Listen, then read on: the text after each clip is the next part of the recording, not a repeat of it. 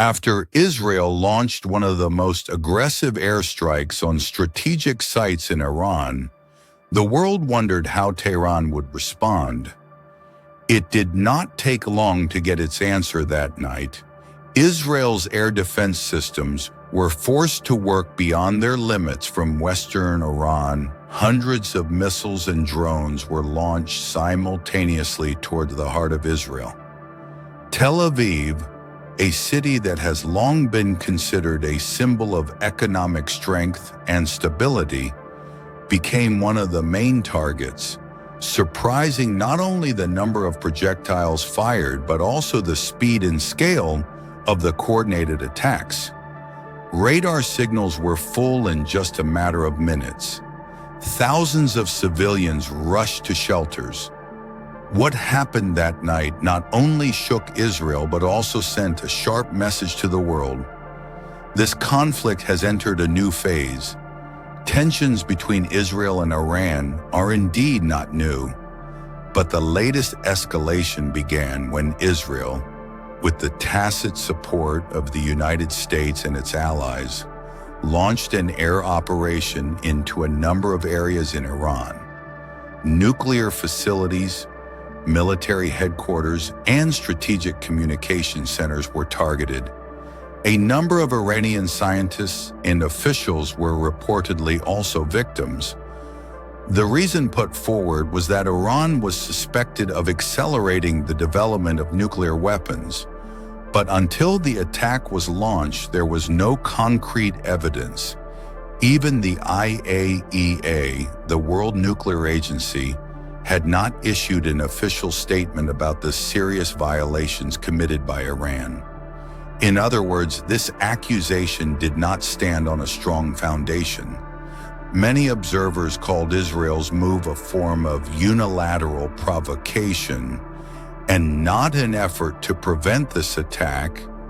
It was carried out without the approval of the international community. Tehran also called it open aggression and responded to it. It was their right to defend their sovereignty.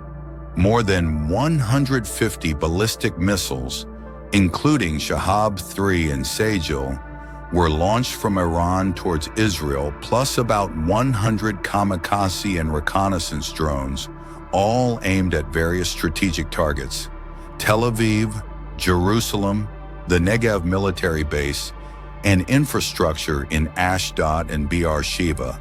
According to preliminary reports from the field, dozens of missiles managed to penetrate the Iron Dome defense and hit several cities in Tel Aviv. Smoke billowed from the industrial area, and explosions were heard repeatedly in the southern districts of the city.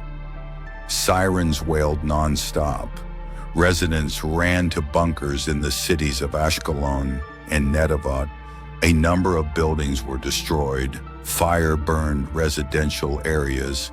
Ambulances and rescue teams milled about in the streets. Meanwhile, in Jerusalem, successive explosions and bright lights in the night sky showed how intense the battle in the air was. Although most of the projectiles were intercepted, the very large and simultaneous volume of attacks overwhelmed the defense system. The Israeli military itself admitted this was one of the most complex and coordinated attacks they had ever experienced in an effort to respond to this attack. Israel deployed all its best air defense systems, from Iron Dome, David Sling, to Arrow Trig. Israel's allies, the United States, Britain, and France, also moved. They helped through cross-regional radar satellite detection and several interception actions at United States military bases in the Middle East. The Israeli government claimed that about 80 to 85% of the missiles were successful. This repelling certainly shows the effectiveness of their system, but the Iranian military stated otherwise. According to Tehran's official claim, dozens of ballistic missiles managed to hit the command center of military infrastructure to the vital industrial area in Tel Aviv. They even released videos and satellite images which they said showed real damage at several strategic points. A number of independent analysts did confirm that there was major damage in several city districts.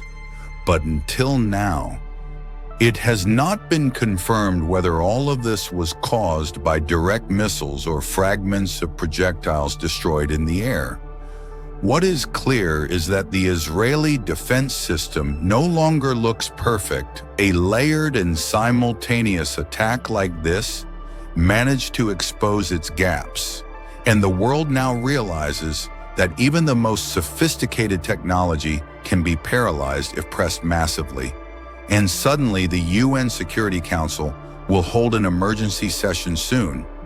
The United States urges Israel not to retaliate excessively, but insists that it supports Israel's right to defend itself. On the other hand, Russia and China have called for an immediate cessation of violence. Gulf countries such as Qatar and the United Arab Emirates have also expressed concern over the potential for the conflict to spread to their region. The U.S. president holds an emergency meeting with intelligence and military chiefs. Meanwhile, humanitarian organizations are preparing for a potential new refugee crisis. If the war escalates further, this attack proves one important thing. Iran now has the capability of long-range strikes with dangerous accuracy and volume. They are able to design complex attack schemes combining drones, missiles, and high-volume saturation, enough to disrupt enemy defense systems for Israel. Although most of the missiles were successfully intercepted, the psychological effects and strategic losses are still felt, and in the future, the pressure will not only come from Iran, but also from Hezbollah in the north or other Iranian proxy groups in Iraq and Syria. In other words, high-tech asymmetric warfare has begun. Iran has shown that it will not sit idly by when attacked, and Israel must now decide whether to retaliate more forcefully or withdraw to the path of diplomacy. The world is holding its breath, hoping that the next step is not the next missile launch button, but the open door of the negotiating room. But in the Middle East, as it has often the hope for peace, too often depends on who shot last. This video is presented for educational and informational purposes, based on facts and balanced analysis.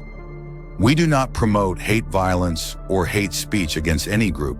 This content respects YouTube's policy on hate speech, violent and provocative content, and misleading information, references, YouTube policies and related laws, YouTube community guidelines, Indonesian electronic information and transactions law, and the International Convention on Human Rights. Thanks for watching. Don't forget to subscribe, like, and comment.